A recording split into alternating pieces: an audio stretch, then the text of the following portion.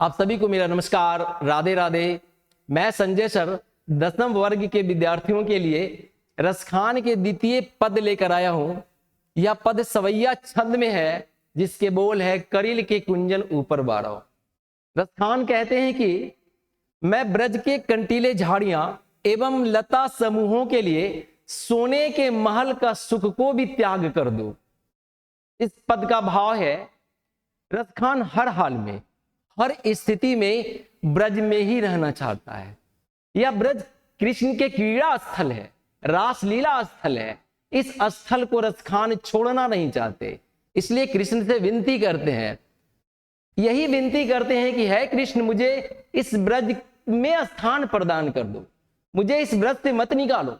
मैं इस ब्रज के हर वह स्थल देखना चाहता हूं, निहारना चाहता हूं जो तुमसे संबंधित है, तुम्हारे लीलाओं से संबंधित है।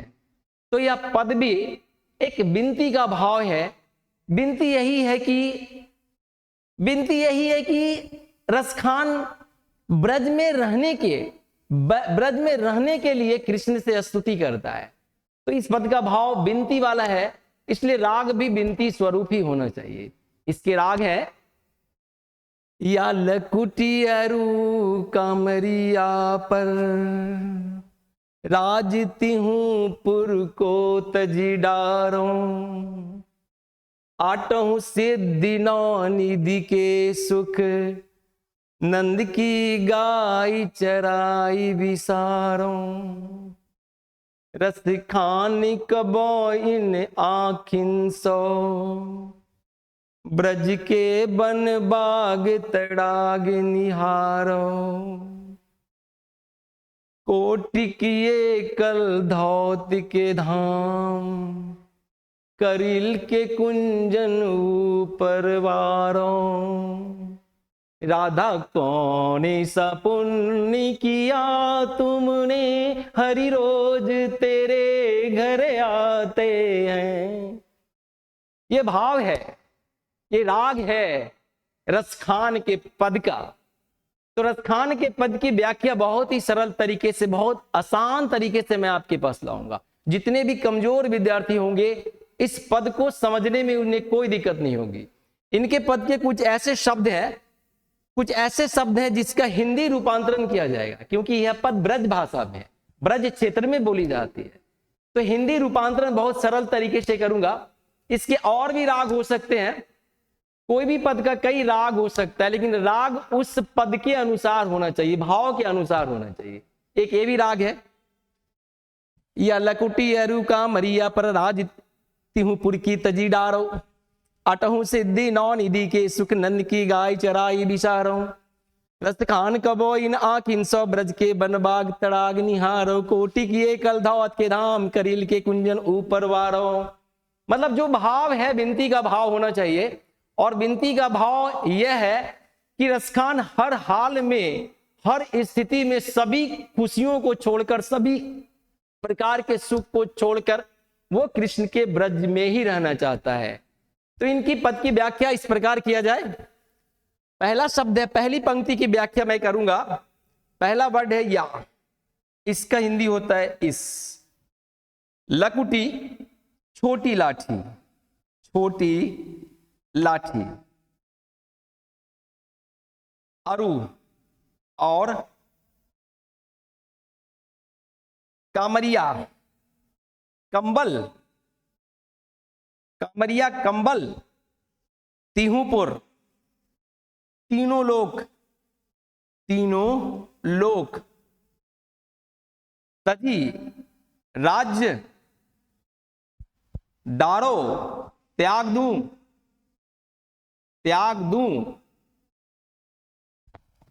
रसखान कहते हैं कि इस छोटी सी लाठी और कंबल पर मैं तीनों लोगों के राज्य को त्याग कर दूं। अब यहां पर बात आती है कि कृष्ण के पास छोटी सी लाठी और कंबल कहां से आ गया। जब कृष्ण जंगलों में गायों को चराने के लिए जाते थे तो मैया यशोदा इनके हाथों में एक छोटी सी लाठी और कंबल दे दिया करती थी। छोटी सी लाठी इसलिए दिया करती थी क्योंकि वो बहुत सारे गायों को लेकर जाते थे और इसे नियंत्रण करना होता था। तो नियंत्रण करने के लिए छोटी सी लाठी मैया दे देती थी। कंबल इसलिए देती थी क्योंकि कृष्ण काफी दूर निकल जाते थे और उन्हें आराम करने की जरूरत पड़ती थी। तो कंबल बिछावन के रूप में आराम करने के लिए मैया यशोदा कृष्ण को देती थी। तो रसखान देखिए क्या मांग रहे हैं। रसखान कृष्ण से क्या मांगते हैं? कहते हैं हे कृष्ण, मुझे इस छोटी सी लाठी और कंबल दे दो। रसखान कहते हैं कि इस छोटी सी लाठी और कंबल पर मैं तीनों लोगों का राज त्याग कर दूं। रसखान कहते हैं कि हे कृष्णा, हे कृष्ण, मुझे जो मैया तुम्हें देती थी उस छोटी सी लठिया को दे दो, इस कंबलिया को दे दो, और इस कंबलिया और लठिया के बदले में तीनों लोगों का राज्य को त्याग कर दूं। बहुत बड़ी बात है। यहां पर रसखान कहते हैं कि हे कृष्ण, मुझे इस छोटी सी लाठी और कंबल दे दो, इस कंबल के और लाठी के बदले में तीनों लोगों का राज्य को त्याग कर दूं। रसखान के दूसरी पंक्ति देखिए क्या बोलते हैं। पहली पंक्ति क्लियर, दूसरी पंक्ति 8 सिद्धि, 8 प्रकार की सिद्धियां, 9 निधि, 9 प्रकार की निधि। सुख तो आप जानते ही हैं, नंद कृष्ण को कहा जा रहा है, गाय को कहा जा रहा है, चराई चराना, बिसारो। बिसारों का अर्थ होता है भुला दूं, भुला दूं। बिसारों का अर्थ होता है भुला दूं। कहते हैं यहां पर दूसरी पंक्ति में 8 सिद्धि 9 निधि के सुख, नंद की गाय चराई बिसारो। रसखान कहते हैं कि अगर मुझे नंद की गाय चराने के लिए मिल जाए, अगर नंद बाबा की गाय मुझे चराने के लिए मिल जाए, तो मैं 8 प्रकार के सिद्धि और 9 प्रकार के निधि का जो सुख मिलता है उसे मैं त्याग कर दूं। 8 प्रकार के सुख और 9 प्रकार के जो निधि मिलता है, धन मिलता है, उसे मैं त्याग दूं। तो यहां पर 8 सिद्धि 9 निधि के बारे में समझेंगे। 8 सिद्धि और 9 निधि हनुमान को प्राप्त है और यह वरदान माता सीता देती है। हनुमान चालीसा का एक चौपाई है, 8 सिद्धि 9 निधि के दाता, असबर दिन ही जान की माता। 8 सिद्धि 9 निधि के दाता। और 8 सिद्धि 9 निधि के दाता कौन थे? ये हनुमान थे। असबर दिन ही जान की माता, यह वर किसने दिया हनुमान को? तो माता सीता, जानकी माता सीता को कहा जा रहा है। तो माता सीता ने हनुमान को 8 सिद्धि और 9 निधि का ज्ञान प्राप्त किया था, वरदान प्राप्त किया था, ज्ञान दिया था। तो 8 सिद्धि का अर्थ होता है किसी भी काम में दक्ष होना, किसी भी काम में पूर्णता प्रवीण होना सिद्धि कहलाता है। तो हनुमान हर काम में प्रवीण थे। तो यहां अष्ट सिद्धि का मतलब होता है कि कोई भी व्यक्ति किसी भी प्रकार का रूप को धारण कर सकता है। वो किसी भी व्यक्ति के शरीर में प्रवेश कर उसके स्थिति और रूप को बदल सकता है। यह गुण हनुमान में था। हनुमान छोटे से छोटे सूक्ष्म रूप को धारण करते थे, विशाल से विशाल रूप को धारण कर लेते थे। इसलिए हनुमान को अष्ट सिद्धि का वरदान प्राप्त था। 9 निधि धन को कहा जाता है, एक ऐसा धन जिसे प्राप्त होने के बाद किसी और धन की अभिलाषा नहीं रहती है। 9 निधि का अर्थ होता है एक ऐसा धन जो किसी व्यक्ति को प्राप्त हो जाए तो किसी और प्रकार के धन की संपत्ति की कोई जरूरत नहीं पड़ती है। जिसमें बहुत सारे 9 आते हैं, इसमें पदन आता है, महापदन आता है, मुकुंद आता है और बहुत सारे आते हैं। अष्ट सिद्धि में बहुत सारे आते हैं। अष्ट सिद्धि में आपको महिमा, लघिमा, गरिमा और भी बहुत सारे आते हैं। इसका आज विषय नहीं है, कभी इसके बारे में आपको पूरी जानकारी दूंगा। 8 सिद्धि और 9 निधि के बारे में जानकारी दूंगा, क्योंकि वीडियो बहुत बड़ा हो जाएगा। तो आगे हम लोग चलते हैं। यहां पर देखिए, पुनः रिपीट करेंगे। 8 सिद्धि 9 निधि के सुख, नंद की गाय चराई बिसारो। रसखान कहते हैं कि अगर नंद की गाय चराने के लिए मुझे मिल जाए, नंद की गाय अगर चराने के लिए मिल जाए, तो मैं 8 प्रकार की सिद्धि और 9 प्रकार की निधि यानी धन को मैं इसके सुख को मैं त्याग कर दूं। रसखान कहते हैं कि अगर नंद की गाय अगर चराने के लिए मुझे मिल जाए तो मैं 8 प्रकार की सिद्धि और 9 प्रकार की निधि का सुख जो मिलता है उसे मैं त्याग करूं। तीसरी पंक्ति में कहते हैं, रस खान कबो इन आखिन सो ब्रज के बन बाग तड़ाग निहारो। रसखान का अर्थ होता है, रसखान कबो कब, इन तो आप जानते हो, आखिन मतलब आंख, वन का अर्थ होता है जंगल, वन, बाग मतलब बागीचा को बाग कहा जा रहा है, बागीचा, तड़ाग का तालाब, इसका अर्थ होता है तालाब, निहारों का अर्थ होता है देखूं, निहारों का अर्थ होता है देखूं। देखिए यहां पर रसखान क्या कहते हैं, रसखान कहते हैं कि मैं अपनी आंखों से ब्रज के वन, बाग, तालाब इसे निहारना चाहता हूं, इसे देखना चाहता हूं। रसखान कहते हैं अपनी इन आंखों से मैं ब्रज के वन को, ब्रज के बागीचा को, ब्रज के लताओं को, ब्रज के तालाबों को देखना चाहता हूं, निहारना चाहता हूं, हमेशा वो देखना चाहते हैं।